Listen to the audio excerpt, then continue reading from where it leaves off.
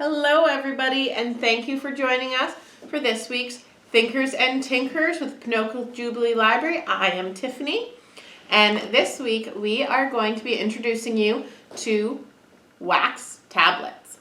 Now, there's numerous references and archaeological finds of wax tablets from many places all across antiquity.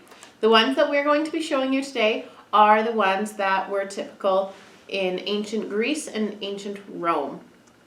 And they're dated to about the 8th century BCE. And there's many finds that are not in that time period. So they were in circulation for quite a while. Around, I believe, the 14th century is where most of the remaining wax tablets were dated at. Now, wax tablets were used because paper was super expensive. And in those times, it wasn't even called paper, it was papyrus. There was also the option of using animal skins.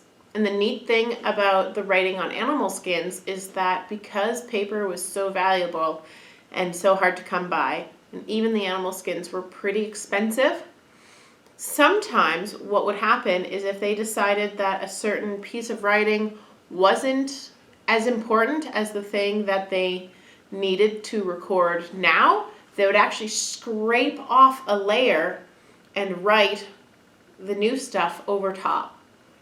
That's pretty interesting. I read that you can actually use ultraviolet light sometimes to read what was previously there because it still resonates in the skin. So I thought that was pretty funny. Scrolls, when you hear about people writing on scrolls and things like that, that was papyrus. Now, these guys would often have another set here with the wax on the inside. We don't have enough wax to give out to everyone for you to have a double wax tablet, so we're just doing this one. And even some really important documents would go in here, land deeds, things like that, and they would be stored for records. So you can use them as tallies and counting, and as you would a miniature chalkboard nowadays. And the stylus, writing in the tablet, you would use a stylus, and that is where the word comes from today for modern day tablets. And in fact this is how the technology has upgraded from this to the electronic tablets.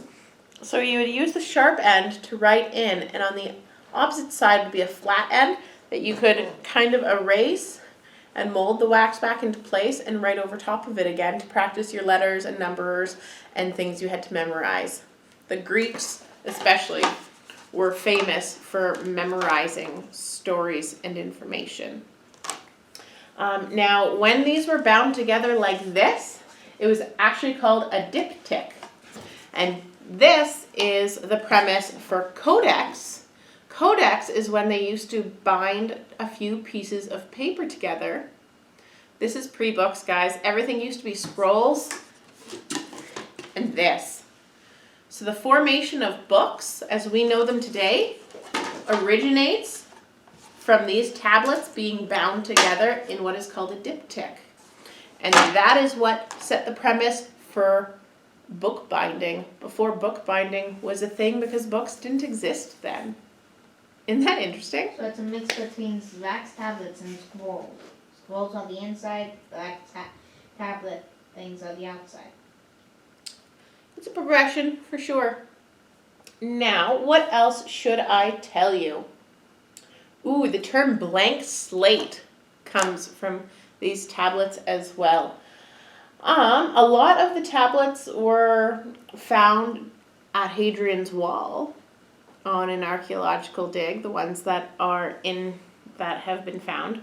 So, enough about history lessons, although Cynthia and I are big fans of it, so we could probably keep blathering on. But you can go ahead and do some research on that if you like, and let us know in the comments below, or send us a message to let us know some fun facts that you learned about if you did some digging around.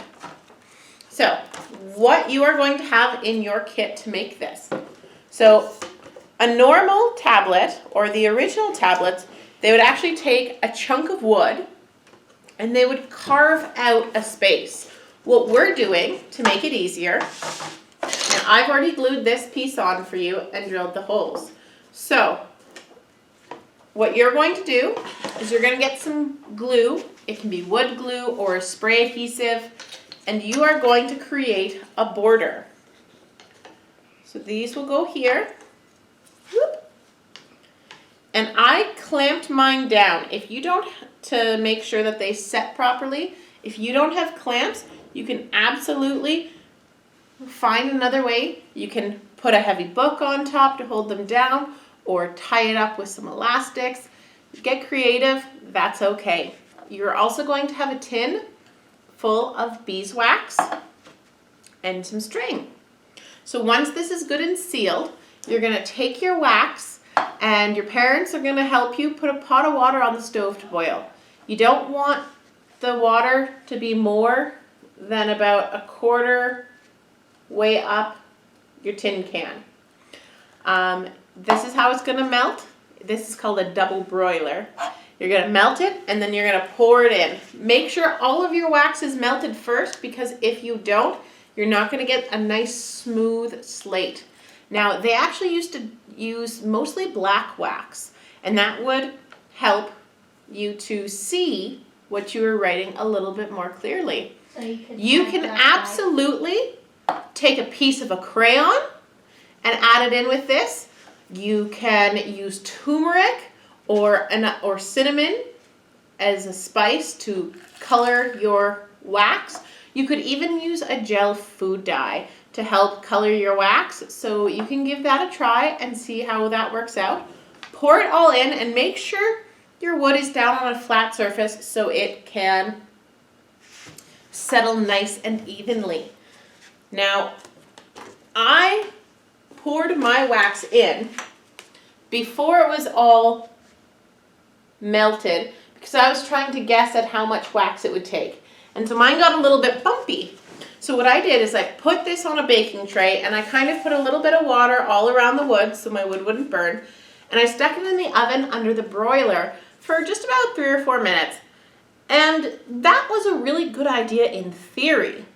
But in actuality, the heat unbound my glue, and the little hole that was there that the wax didn't run through normally, when it got all liquidy and melty, it ran all over my baking sheet, and it escaped and coated the back of my board, and it was a bit of a mess. So it did help make it nice and smooth, but it also got a lot of my wax to run away, and that wasn't fantastic.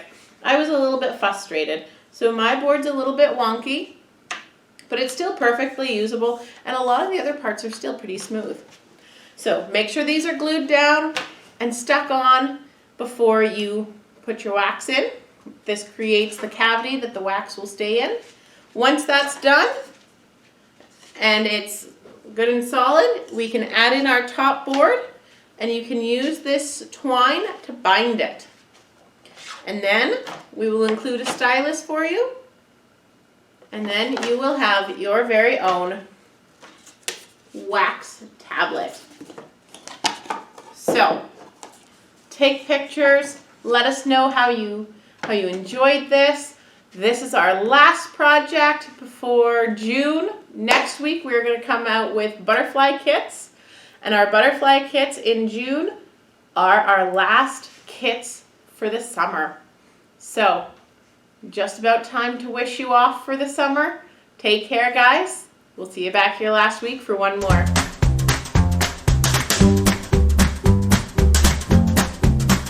Sorry, love.